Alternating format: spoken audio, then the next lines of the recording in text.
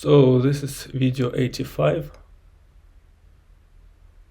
and I'm going to practice today a little bit of the vocabulary that I tried to learn during the past month. Or I didn't try to learn it, at least I tried to get it for the first time, translate it, and learn how to pronounce it correctly. It will be more the passive recognition of these words, but at least it will be the first step. And later, when I meet these words 2, 3, 4 times, I will learn to use them actively. So let's go. Some words come from this Penguin vocabulary level 3. Some words come from Navigate vocabulary for each unit for the level C1. For example, cashier. Well, I have these words written here in English. Some words have the stress mark to show me how to pronounce it correctly, because, for example, the first desire to say cashier, which derives from the word cash, but the right pronunciation will be cashier. Yeah, cashier, the man. Well, actually, I won't give the definitions because it's kind of difficult for me even to give the definition for the words in Russian. Or maybe I should do this, like cashier is a person at, for example, at the shop who counts the total cost of the products you want to buy, and you pay your money for the products to this person. Well, it's not very bad. Caretaker is a person who, at least in that particular example, a person who lives in some specific building, like the building for the older people, elderly people, and this person has to respond to any I don't know, questions or resolve any tasks from these elderly people, like to change a bulb or do something else inside of their apartments. Oil rigs are these special platforms or constructions which are built over the places on the ground. Under these places there are the natural reservoirs of oil, and these oil rigs create the deep holes in the ground, and they pump this oil out of the depth of the ground. Hooligans are the people who create this mess, who scream, who create the noise or destroy some stuff in the public places, like they are seen by lots of people, and there are lots of them, like the football fans, this type of kind of criminals. Okay, onto the pitch. Okay, I see. So the pitch,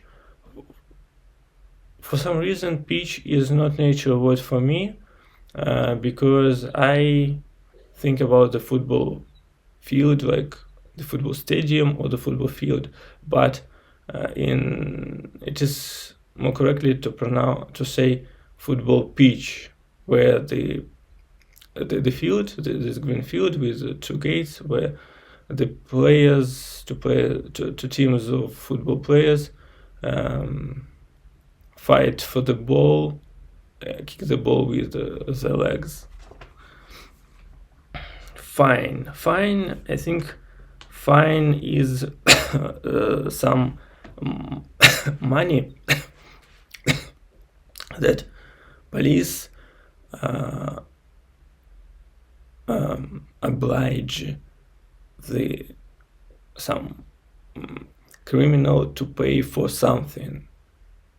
Like if you park your car in the wrong place, or if you drive your car with the speed which is higher than the speed limit, and when the police finds about it, it obliges you to pay the fine. It's the administrative kind of administrative crime. Administrative crime and administrative, and usually you don't go to the jail for this type of crime, but you need to pay some fine. Graffiti, yeah, in Russian it's pronounced like graffiti, that's why it's a little bit different in English for me. Graffiti, the painting on the walls, which is made by some guys. It's usually have some words or some pictures, and it considers to be the way of destroying the property, because the walls should be, if these buildings are some administrative buildings like the hospitals, the walls should be of the particular color, without any additional words or pictures. Another thing is mug.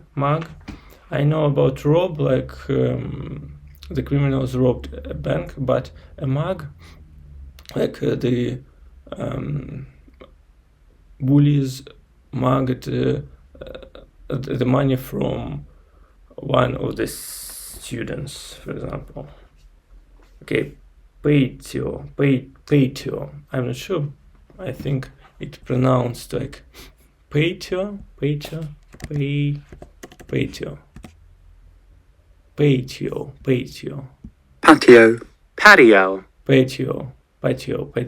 So patio is the stuff behind the building, behind some cottage, in the inner yard of this cottage. The property, this territory belongs to the owner of this cottage. There is the place where the ground is covered with some tiles, like the asphalt, but the tiles, not the lawns on the ground, but the tiles. And you can put your chairs there and sit there, and this place is called patio.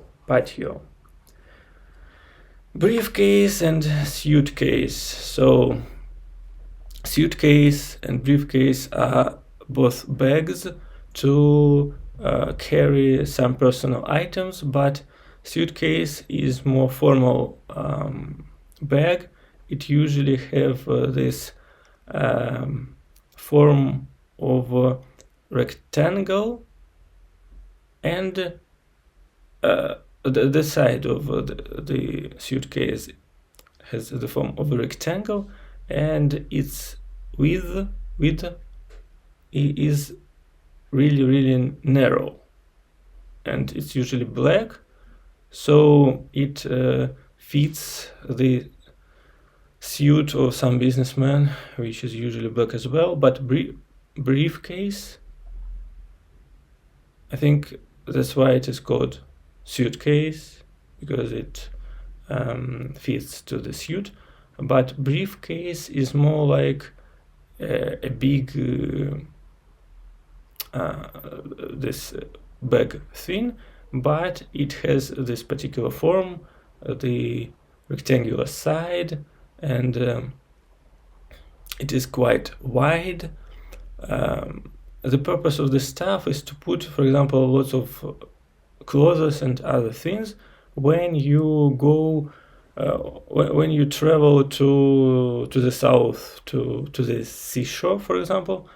And the advantage of the briefcase against the backpack or some bag in general is that it keeps its form of the right parallelepiped, I think, and it's easier to put into the baggage department in the plane or into these places on the train which are above your seat. So briefcase and suitcase. Again, sensible. Sensible means something like clever, and sensitive means catching the mood of other people, or having these feelings about the behavior or the mood of other people. So sensible and sensitive. And superficial.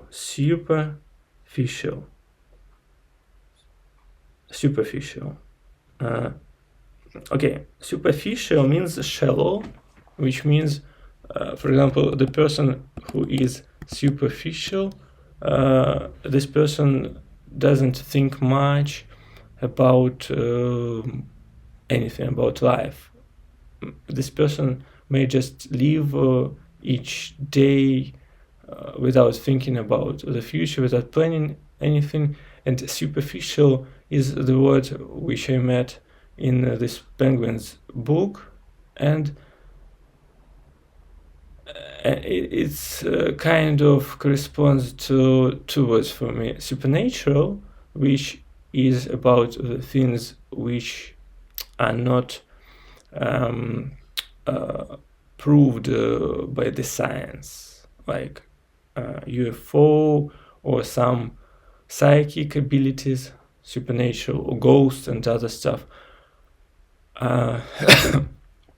And official, like artificial, which means unnatural.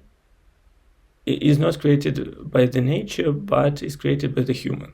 So superficial is this stuff. Okay. I'm not sure. I'm not going into the phrasal verbs, because really I don't like them much and I don't have much experience with them. So I return back a page back, and there I had the list of actions which you can do when you cook something in the kitchen, for example. So, for example, to perform some particular actions, there are always some particular verbs. Like, you can always say you process or prepare some product, but there is a particular verb that you can use to say about this particular action. For example,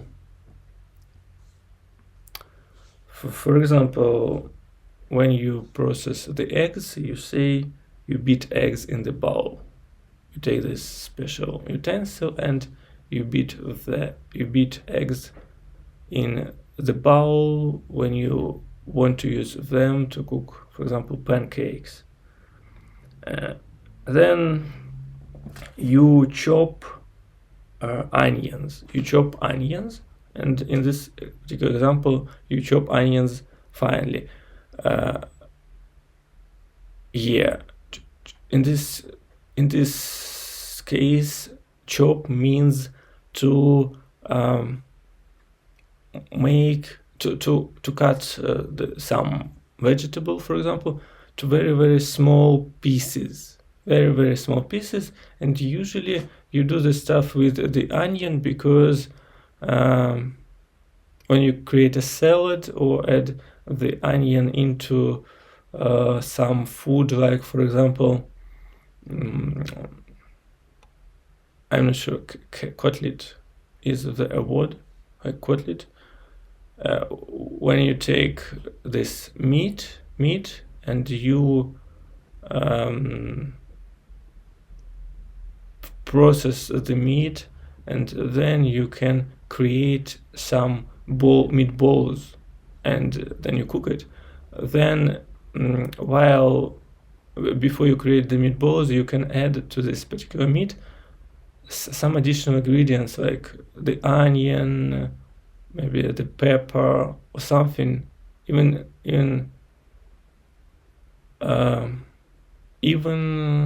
some egg to create more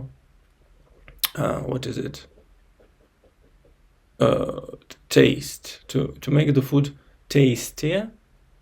So you usually chop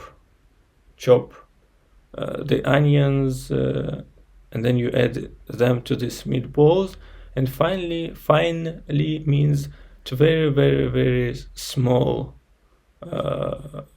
particles, so that when you chew the meatball, you didn't feel these pieces of the onions on your teeth. Another word is grate the cheese, and you usually grate the cheese using the grater. So you chop the onions using the knife, and you grate the cheese using the grater. And it's not only about the cheese.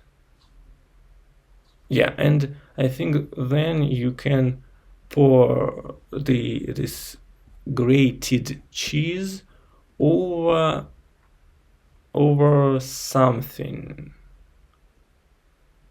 I don't know, maybe over some pie or some potatoes which you put in the oven, and then this grated cheese create this cover over the surface of this pie, for example. And an interesting thing that we can say pour.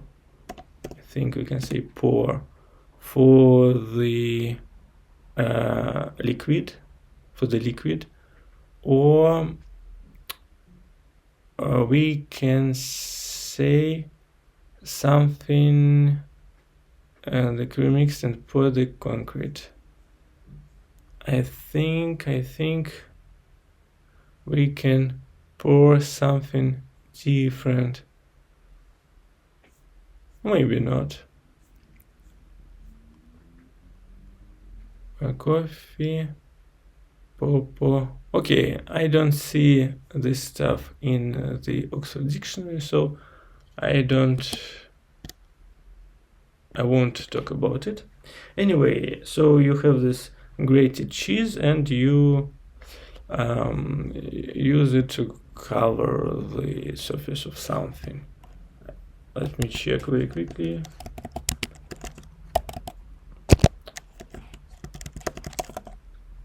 Okay, let's go for it. Sprinkle. Okay, sprinkle is the word. Yeah, I confused it with pour. Sprinkle, sprinkle, sprinkle, sprinkle. So yeah, sprinkle, sprinkle, sprinkle, sprinkle, sprinkle, sprinkle, sprinkle. So okay,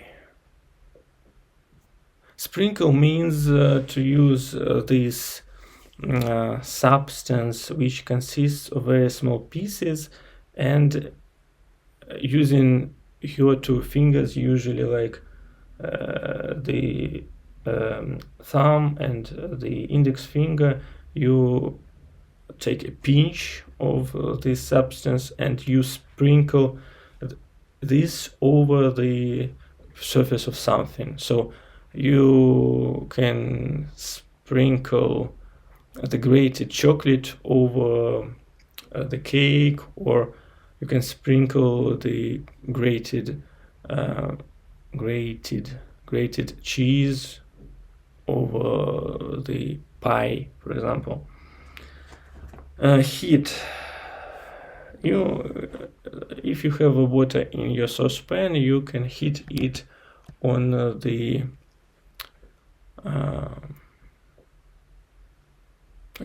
on the fire of the stove or stove of the stove. Okay, that's all right. Next, mix. So mix when you create kind of when you create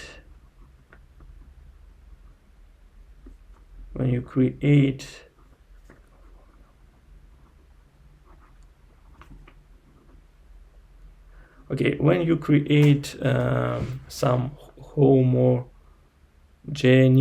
homogenic maybe mass from the flour and the sugar, you mix these two substances together, then you add beaten eggs and you mix them together again. We use the word potato to peel about describing the removing of the cover of some vegetables, for example, like peel the potato, peel the bananas, peel the cucumber if you don't eat this cover of the cucumber. Okay, you may roast the turkey in the oven roast, and you use slice to talk about cutting something into very thin pieces, but these pieces should be the it's square should be not square, its area should be the area of the original something from which it was sliced. So the area remains the same, but the width is very thin. Like you slice the cucumber into this thin circles, you slice the bread, you slice sometimes some chefs, they sliced the meat, and then you put this meat on the bread and you create the not a hamburger, but I don't know the word. Okay, let's go next. Slice, spread. Yeah, spread. Spread is used to describe the action when you cut off a piece of butter out of the whole bulk, maybe, of butter, and then you get the slice of bread and you spread this butter with a knife over the bread, so it covers all the area of this bread. Yeah, you squeeze a lemon if you want to add some lemon juice into your food, like into the apple pie, to make the dough more no, not sour, but more tasty, because the small amount of lemon juice gives additional I don't know, aroma or something to the dough, and of course you use the spoon to stir the soup when you cook it, or you stir the tea after you add some sugar into the cup, and you whip the cream. You whip the cream, and if you beat the eggs using even the fork, because you do this, well, you do this with your hand, or you can use mixer, but you need to stop mixing. You need to stop beating the eggs when the yolk and the white yolk, the round yellow part in the middle of an egg, when the yolks and the whites,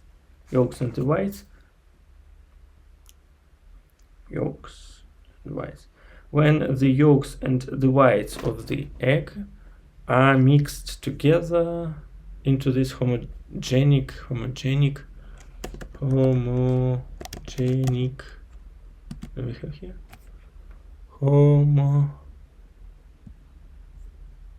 Homogeneous.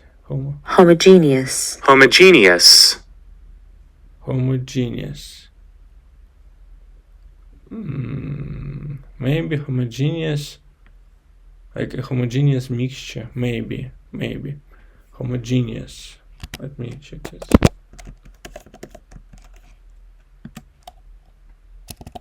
Homogeneous, right? Yeah, homogeneous. So we have this homogeneous, I don't know, liquid,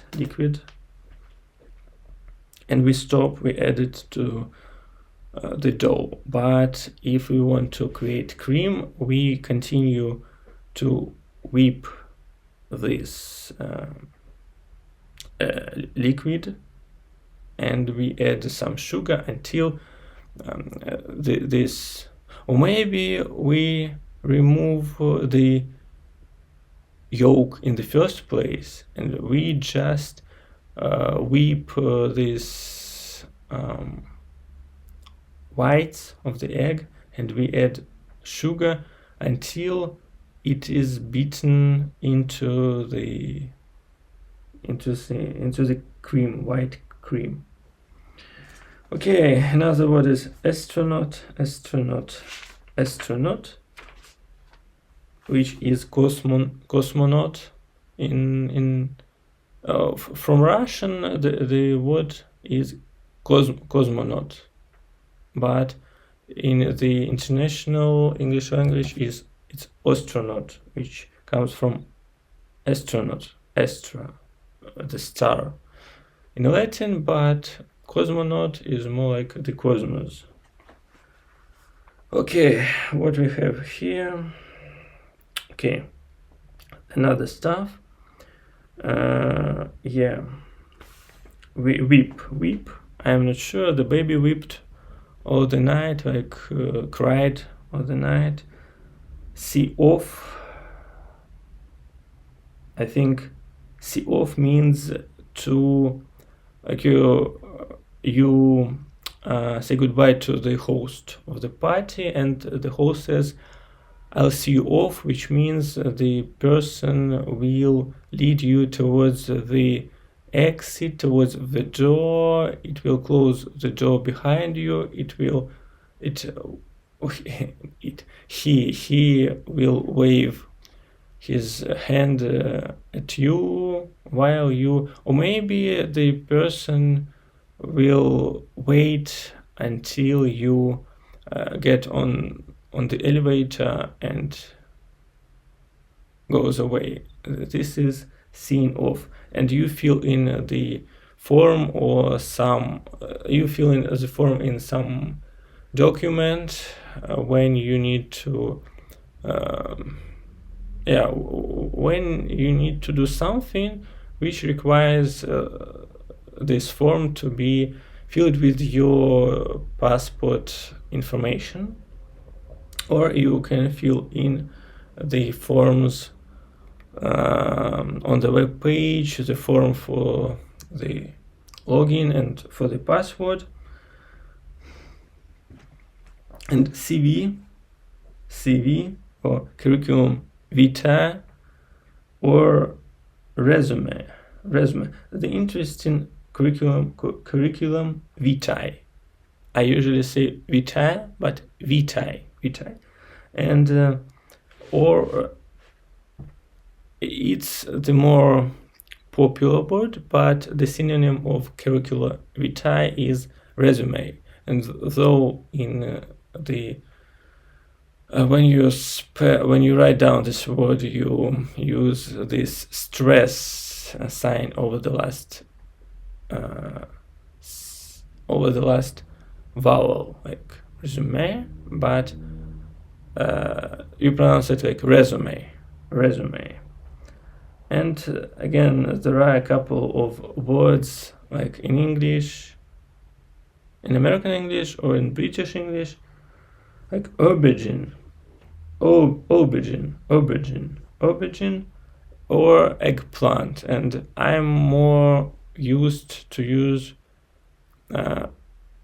eggplant because I met it a couple of times when I read or listen to something from in American movies, but aubergine is the British word, and there is this word like courgette. Again, it's from British English, but in American English it's just zucchini, and zucchini is the more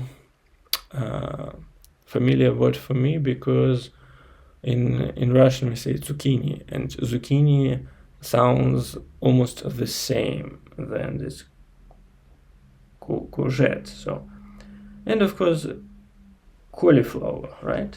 Cauliflower, because it has this CAU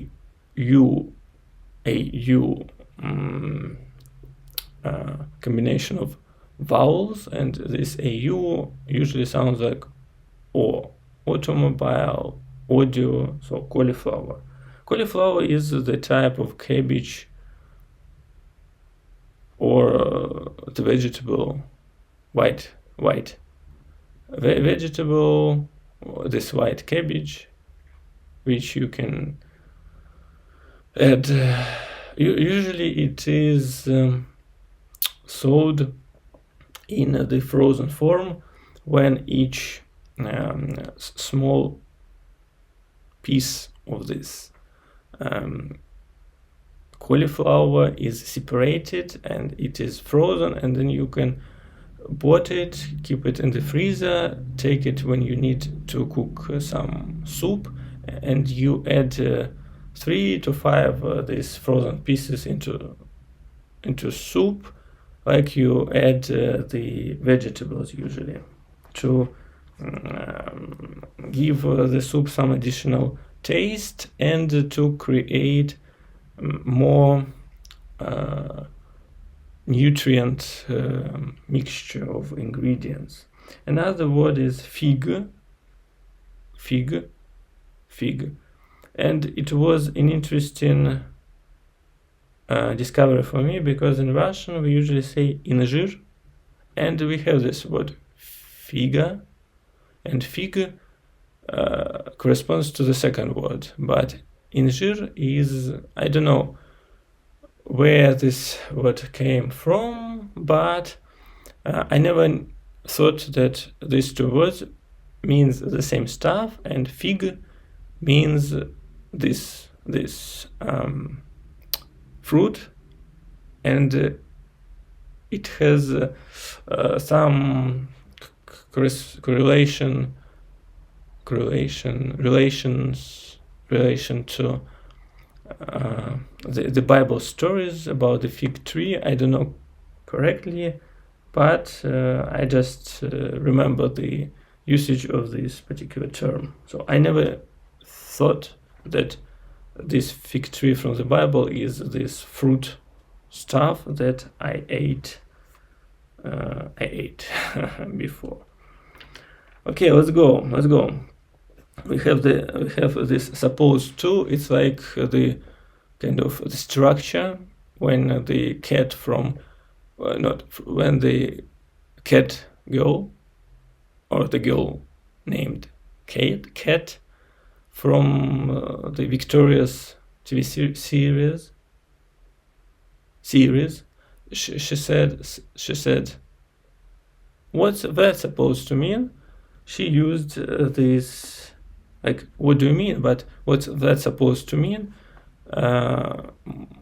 More interesting form of this stuff. So the elderly people are the people behind over 60 or 70, who are quite old, who are retired and who are quite old to care for themselves, uninhibited. Okay, again, uninhibited. The closest synonym for this is relaxed, but in terms of the right meaning, inhibited, you say he is really uninhibited when he give speeches to the people from the stage, because usually people are really rigid. They're afraid of say something wrong, or what other people will think about them.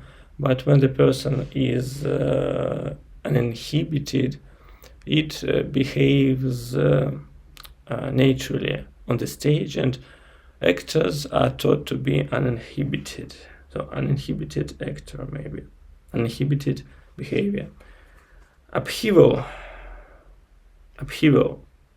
I have the synonym, the disturbance. So disturbance, yeah. So I never met upheaval word before, but maybe the upheaval word before. But it's the word is alright, and it means I can say, like, I get out of my apartment to check what was the upheaval on the landing. And welfare officer is the person who welfare officer, the person who kind of checks the state of these elderly people or other people, like the state of different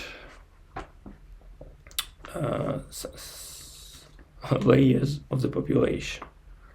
Accommodation means home. So you can, but I don't know the correct meaning, so I may say like my accommodation is in this building, for example. Without a care in the world, his father retired and now he lives without a care in the world.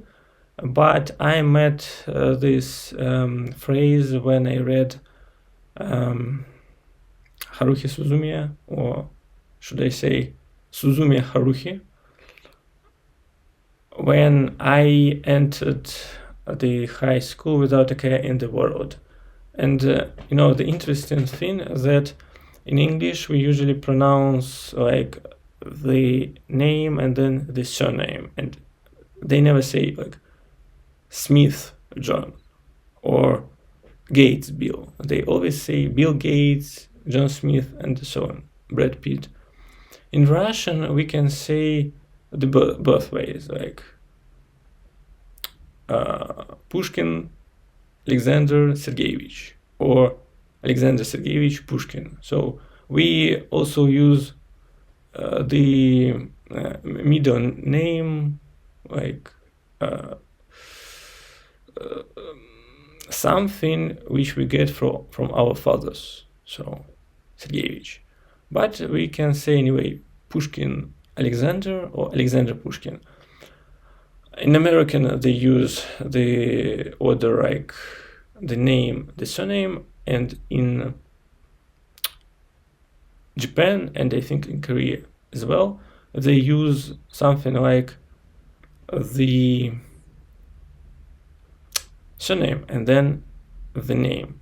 That's why the correct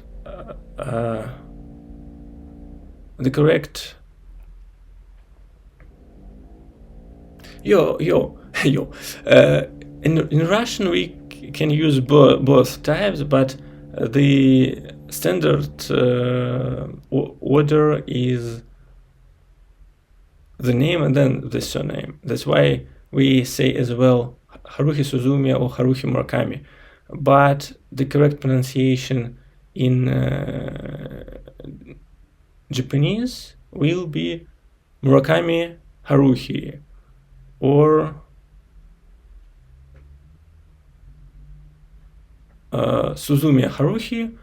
But when you don't know this and when you read the Japan names, it's really hard to understand where is the name and where is surname. But when they use this reverse order, Haruhi Suzumiya, you understand that Haruhi is the name. Like Sang Jin-woo.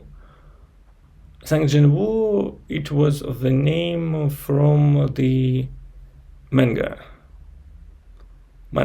but in the voiced anime it was like Jinwoo-san, because they put the surname in the end, and that's cool because I think about Sang Jin-woo like the whole name, or like Sang or Sang-jin, or Sang the name and Jin-woo the surname. Anyway,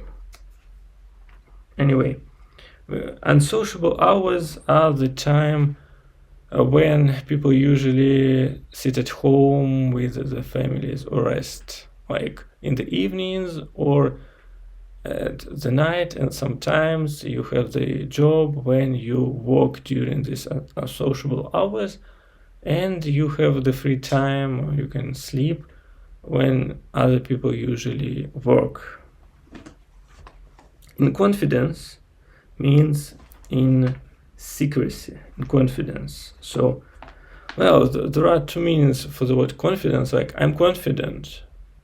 So maybe confidence may be used like the characteristic of a person who is confident. He has great confidence in his skills of driving, for example. But in this particular example, it was in confidence. So I should keep the information of my clients in confidence, so no one knows about them. Another word is banister, and banister I never used this word before, but banister is the railing, this part of when we talk about the stairs, we have usually we have in some building we have the wall to the one side of the stairs, and we have this protective vertical stuff which we use to which we can grab with our hand, or which we use not to fall off the rails.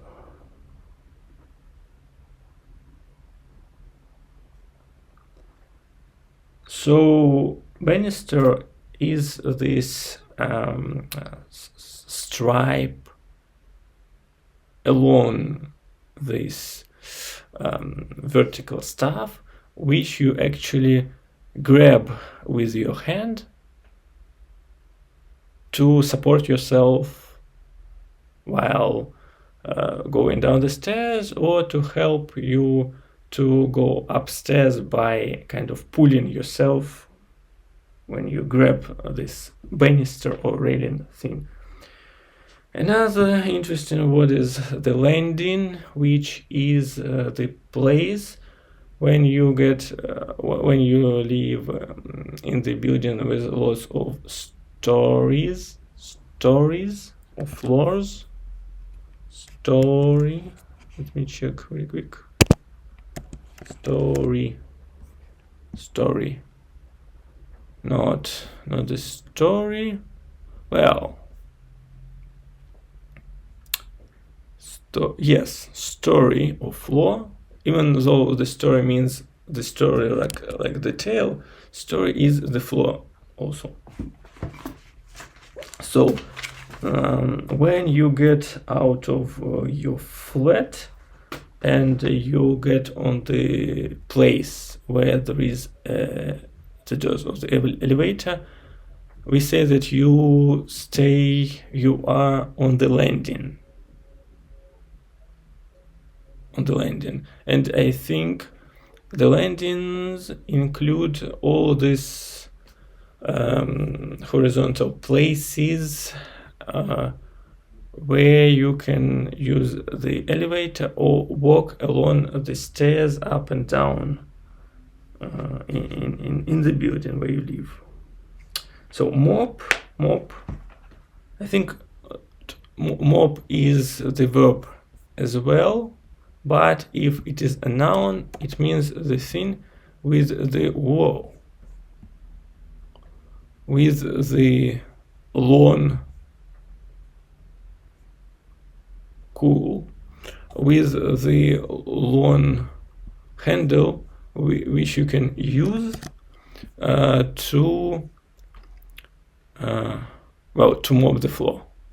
So mop is the verb which describes this. When you take the damp rag and you rub this damp rag over the floor to remove something.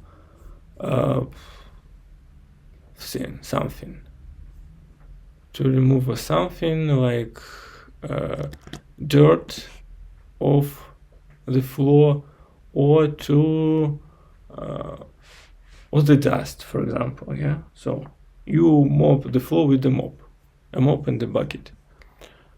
And yeah, mop is mop. Mop. Yeah, you can mop the floor with the help of mop. Padlock is the type of lock which is not inside of the door, but which you hang over the special things, metal things, which are on the floor and on the wall, for example, and you connect these things with the padlock and it locks, you can't open the door.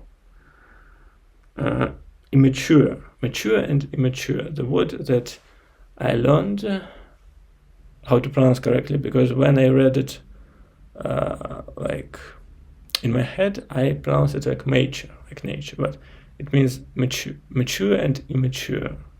Mature, like you have adult features, and immature, you don't have adult features yet, whether it's the brain or the body or the behavior. Fancy, I fancy you. That Twice K-pop girls band sang this song, I fancy you, and it means something like, well, I like you, but in the dictionary it was like, I desire you or I'm attracted to you. So I fancy you is another word describing the liking. Come round, yes, come round. It's from the Penguin's dictionary. Her boyfriend came around with his mother without warning her in the first place. Like, came round means visiting, but it's more colloquial speech, because visiting is more standard word.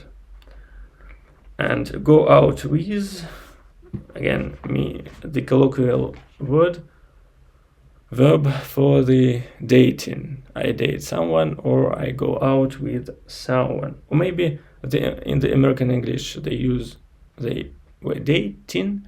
In the British English they were going out, or he was going out with Helen, for example.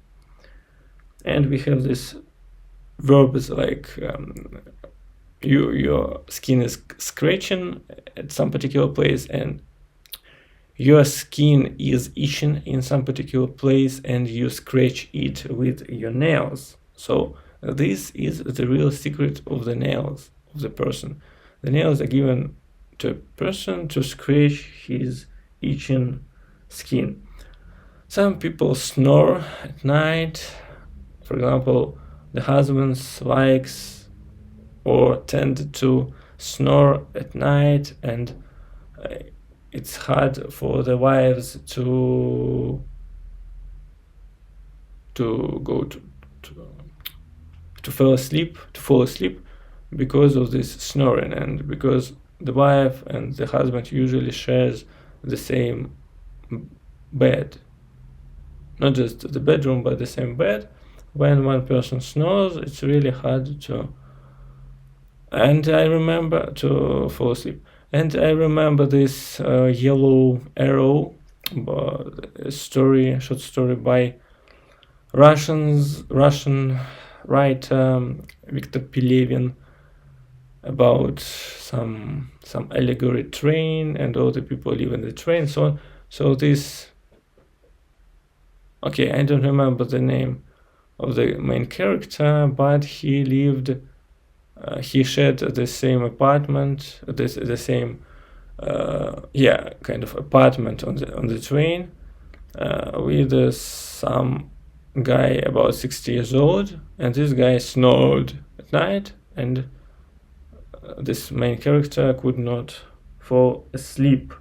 And again, I returned to weep word. So it took me really so long just to go.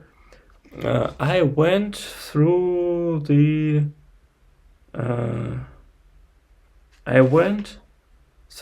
page, through the 2.5 pages. It's about 20 plus 20 plus 10 equals 50. So I went through 50 words, which I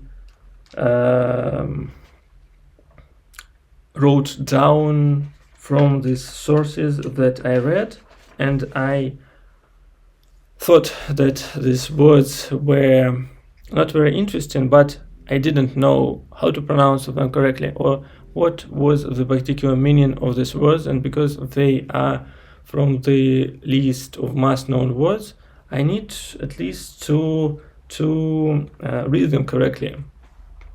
No, not to use them, at least to read them, to get the correct synonym for each of the words. And really, 50 words took me, I'm not sure, about an hour to pronounce each word and to use the definition for the word or the sentence example of usage. So maybe I will continue this practice because I have about 400 maybe words which I wrote down, but I didn't have the chance to use them because I can't use them in my speech because I don't remember them by heart, or I don't have the situation where I can use them. Because if I want to talk about something, I can usually speak about what I do. And right now I'm reading Naruto manga, and I am at almost 600th chapter. I have about maybe 20 chapters till 600, and then 100 chapters more till I finish this stuff. And if I start talking about Naruto, it will be more about the describing of the arcs, the actions, the events that take place during this stuff, without even describing the correct names, but describing just the setting of the Naruto. It can take an hour or even more, depending on how many details I can recall from all this stuff. Anyway, retelling Naruto, I won't use these particular words for sure. So this is a good way to go through the words by talking about them, recalling them, and experiencing them once more. And I think today this is it with this video, because as I said, it's better to write about 45-50 minutes but twice a week than 1 hour once a week or once in 2 weeks. And I think this is it today for this vlog 85.